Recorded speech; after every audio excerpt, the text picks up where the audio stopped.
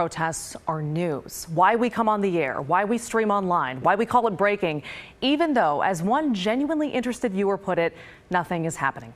We said we disagreed because thousands protesting peacefully for a cause as crucial as combating racism and police violence is news. And we still believe that. But tonight, we have a different focus because hours into another evening of protests in the wake of George Floyd's death, a small group last night clashed with police and police responded with force. There are several videos circulating online and we're getting several questions about police tactics. And tonight we're still digging into exactly what happened, into whether police stand by each officer's actions, and if not, what they plan to do about it.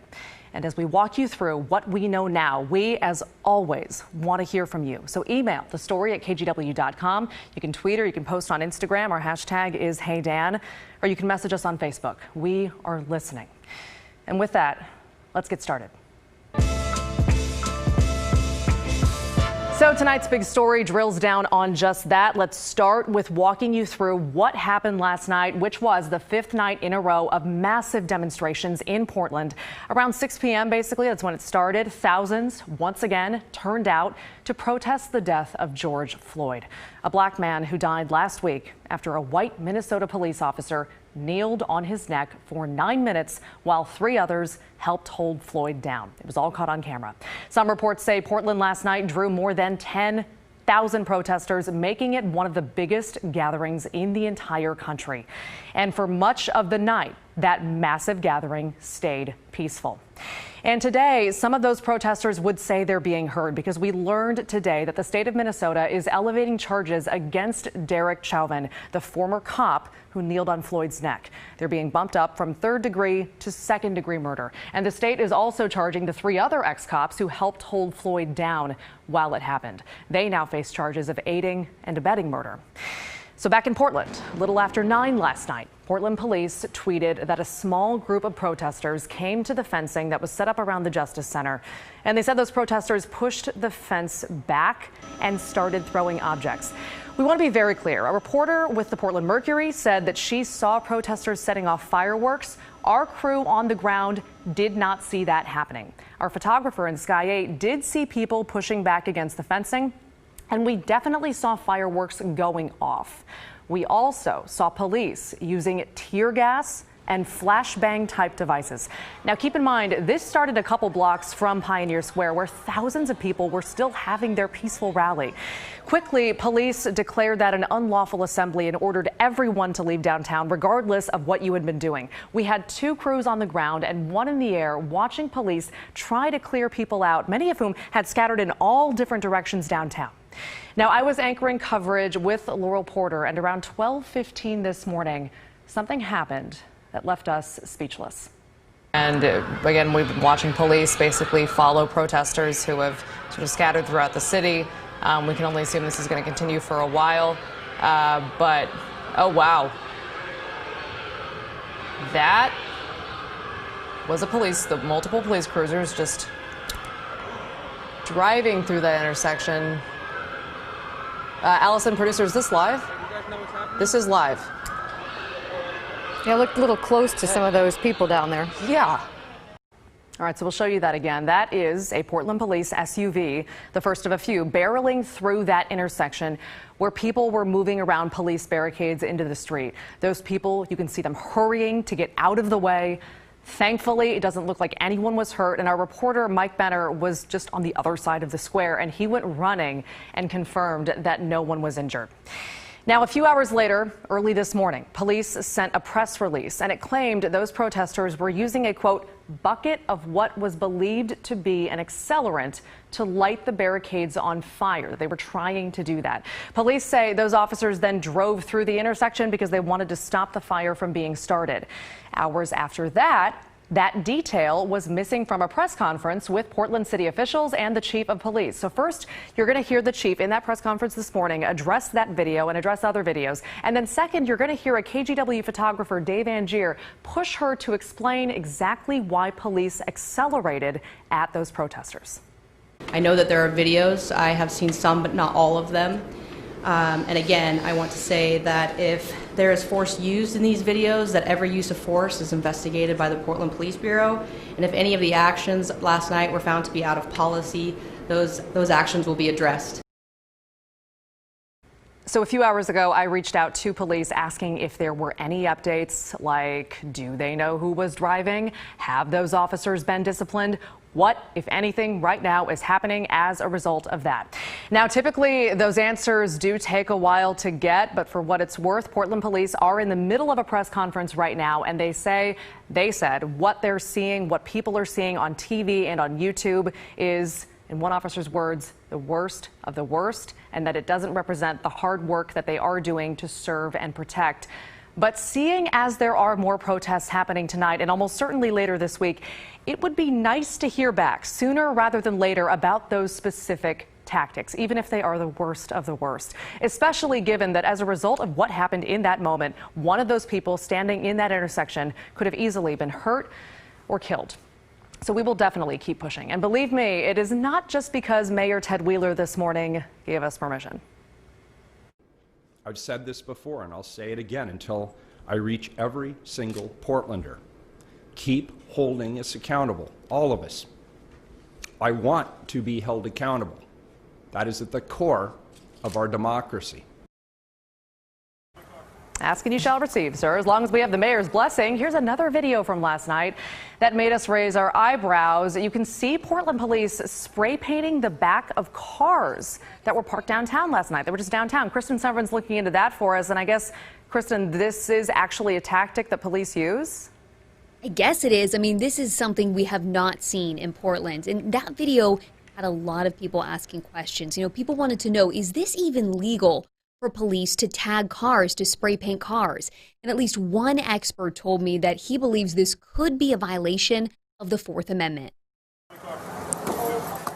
The video posted to Twitter shows a Portland police officer spray painting the bumper of a silver hatchback. The same officer then walks over and tags the bumper of a car parked with their hazard lights on. Portland Police Chief Jamie Resch said people in those cars were spotted handing out weapons and other items to protesters. We have attempted to stop some of the vehicles in the past couple of days, and they have fled. This places protesters and police in extreme danger. We have employed a strategy to increase public safety to identify those vehicles involved in criminal activity. We have deployed stop sticks in some instances, and we have also used marking as a method so we can identify the vehicles to stop them at a later time. This seemed like the least intrusive way to accomplish our goal of life safety. But people still had a lot of questions. Is this vandalism? Is it legal? Is this a violation of the Fourth Amendment? Lewis and Clark professor Ted Yin is an expert in criminal procedure and search and seizure law. If I were a lawyer in this case, I would rather have the side of the car owner than the side of the police. He said while no judge in Oregon has ever ruled on police spray painting cars, a federal appeals court in the Midwest ruled that chalking tires when officers use chalk as a way to enforce parking violations could be a violation of the Fourth Amendment. The Fourth Amendment is the right to be free from unreasonable search and seizures. It doesn't mean it's per se unlawful, but what it means is the police need to be able to justify the search for Fourth Amendment purposes, which typically means you have to show there's probable cause to believe a crime has been or is being committed, and you have a warrant. So if using chalk could be considered unlawful, it could be argued in court that spray paint is too. We asked Portland police if this was a one-time thing or if officers will continue tagging cars in the future. We're still waiting on an answer.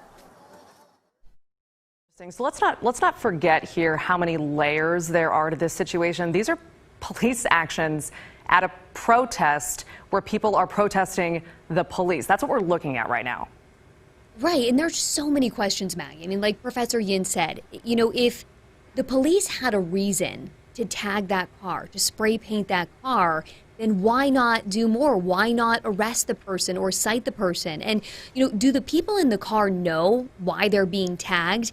And, you know, the answer that I'm waiting to hear, that I want to know, you know, is this just a one-off thing? Was this just a one-time thing? Or is this something that the Portland police will continue to do? And we're still waiting on that answer. All right. Well, like the mayor said, we'll keep holding him accountable. Kristen. Absolutely. Thank you so much.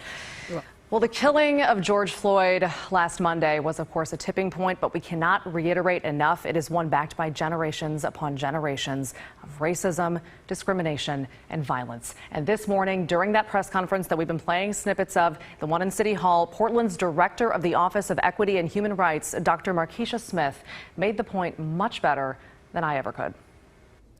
Black folks in this country are suffocating, literally, as many have taken their last breath at the hands of police brutality, and metaphorically, as a community who is struggling under the weight of racism. The events that have transpired over the past few days and nights highlight the reality that the COVID-19 pandemic has not erased the reality that racism still exists. White supremacy and white supremacists are not following a stay-at-home order. Racism hasn't been quarantined. We don't have drive-through locations to test for racism. It simply shows up in overt and covert ways.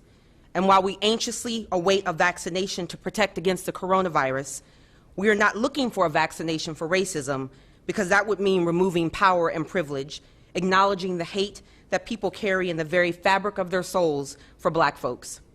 As protesters have organized in cities across this country, including right here in the city of Portland, it is painfully clear that Black folks are tired and that empty words and promises for justice and reform are no longer enough.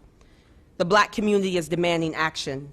And while the vast majority of the Black community would not condone violence and looting, the reality is that when over 400 years of oppression continue to play out in our communities, there is a tipping point. All right, Dr. Smith clearly knowing her history there, and she had a lot more to say, so we will be playing a lot more of her remarks throughout this show. You'll see that coming. Because we believe, have a responsibility to keep elevating voices of Black leaders and leaders of color in our community, and because it's incumbent upon the rest of us now more than ever to listen and to do better. And to that end, let's keep listening. I don't know if you remember, changing things up here, this guy. I think we have video of him. He got the name the TikTok Doc. There he is. That video went viral. It was during coverage of the pandemic, but he has a lot more to talk about. He wrote an editorial in the Seattle Times called "Growing Up a Black Man in America: Why Our Souls Are on Fire." Brittany Falkers called him up, and she kept listening. You know him from his dance moves on TikTok. Dr. Jason Campbell, aka the TikTok Doc, brought us brevity while fighting a pandemic. Now, he's bringing us his truth, written in an editorial as the country faces another crisis. Growing up a Black man in America: Why Our Souls Are on Fire. What made you want to put that to paper and let the world know?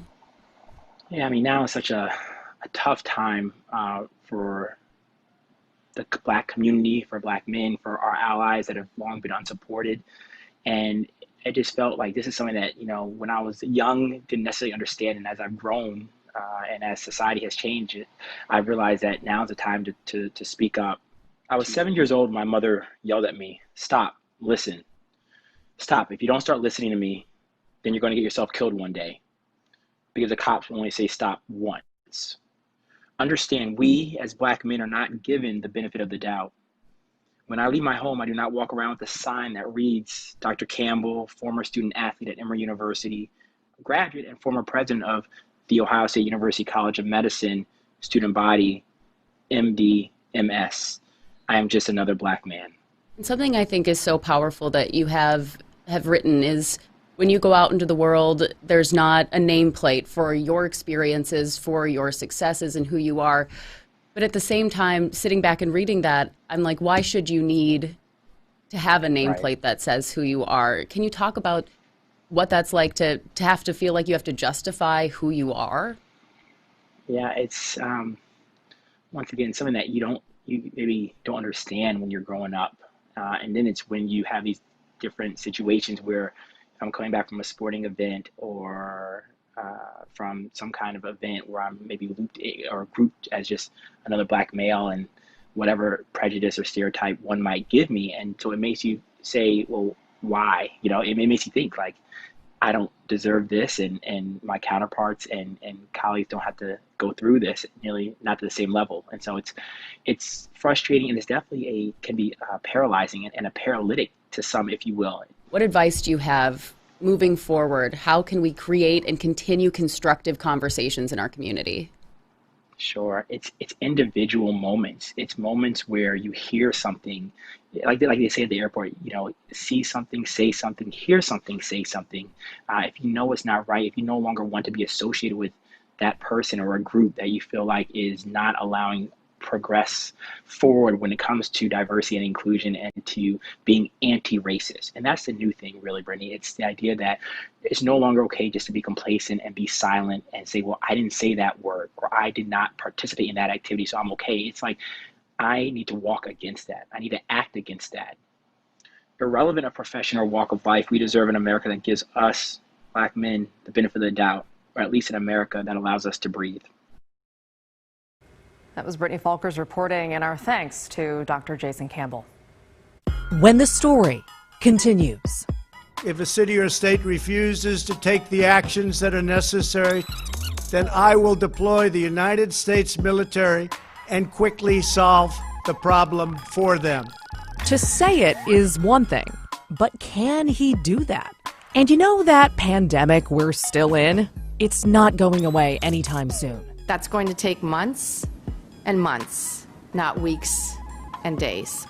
But a bunch of counties could enter phase 2 pretty soon. And a lot of you want to know, is Oregon's employment department still super backed up? Spoiler alert, yes, but it's a little better, so that's something, right? We'll walk you through it next.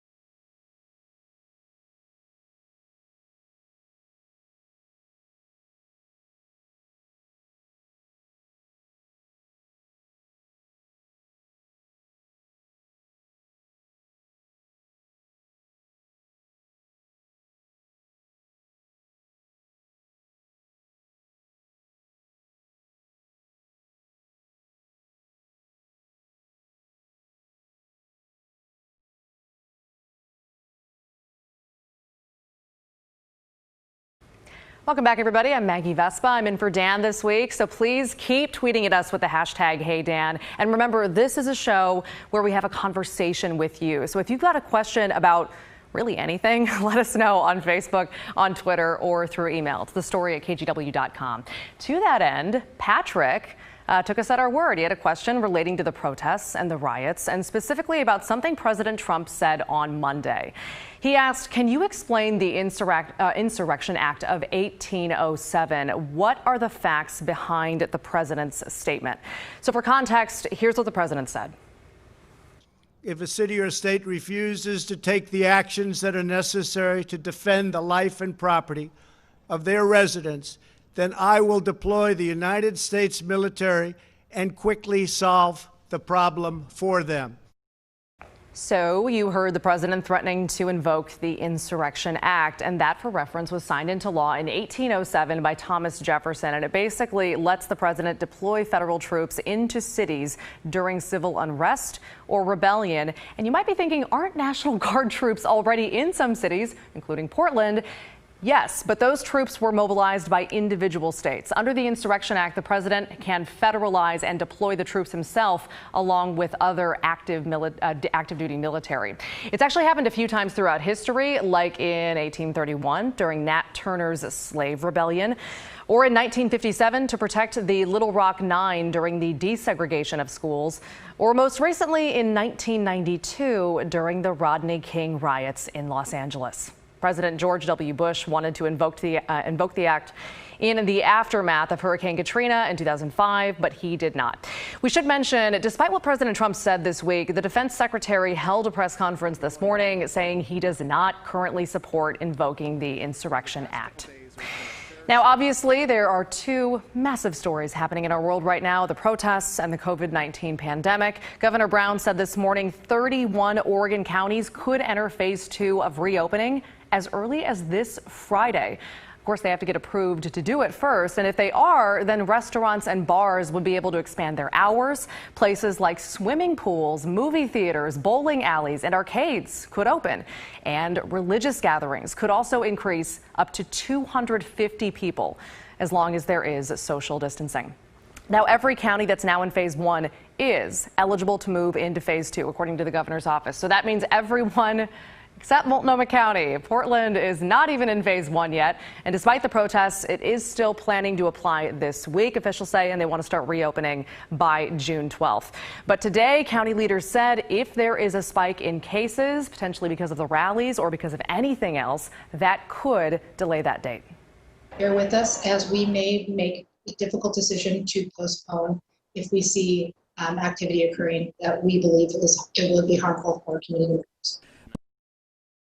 All right, good to know. Here's some good news, though. Oregon as a whole is doing really well. 2 weeks ago, we had the 5th lowest COVID-19 infection rate in the entire country, and now we have the 4th lowest. So we are still improving.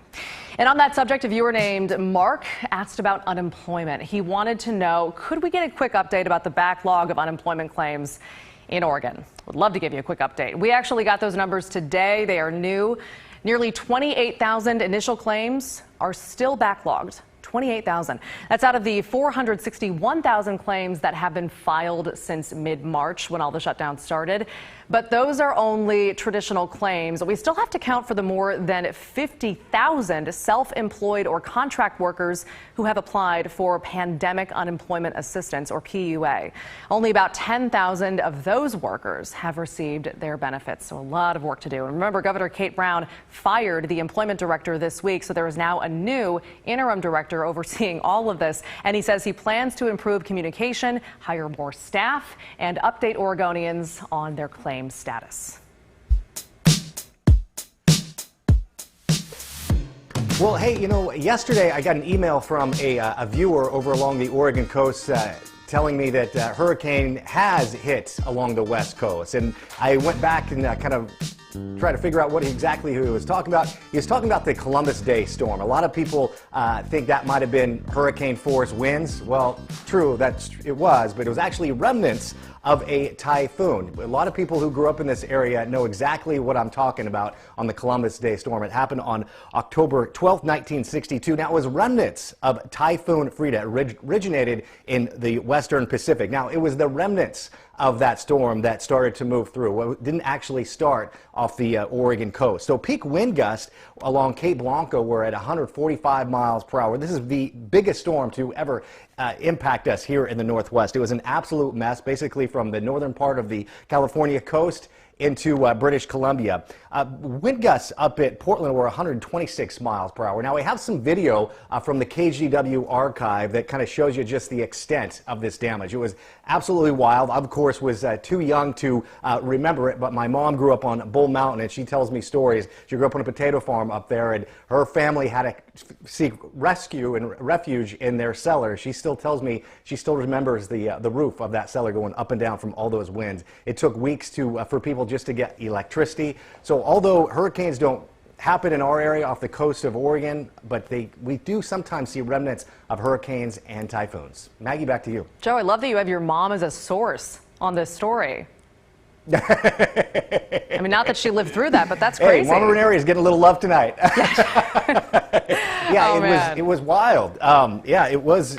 Yeah, and it's something people still talk about. I mean, it's insane to think just how much widespread damage. Think about it, from Northern California, it just re-energized. It started to kind of fizzle out a little bit out in the Pacific Ocean as a typhoon, and then it regenerated basically and just caused a lot of havoc, basically made a path along the Northern California coast, straight north, impacting people along Puget Sound, and like I said, all the way into British Columbia.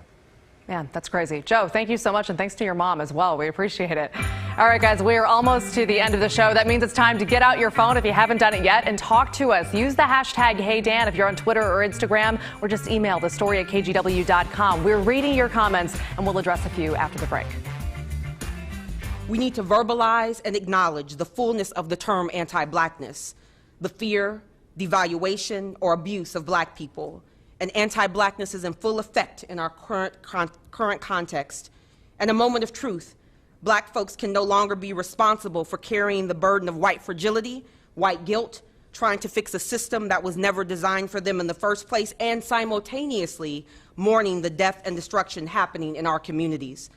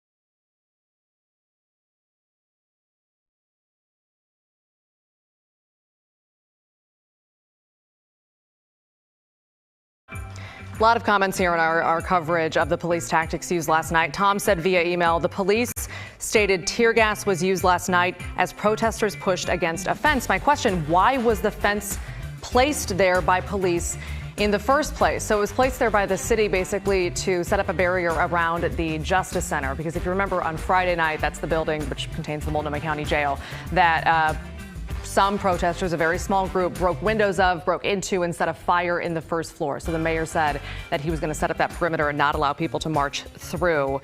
And then James said, as a history professor that has been teaching American college students what American racism is, I want to thank you for all your efforts.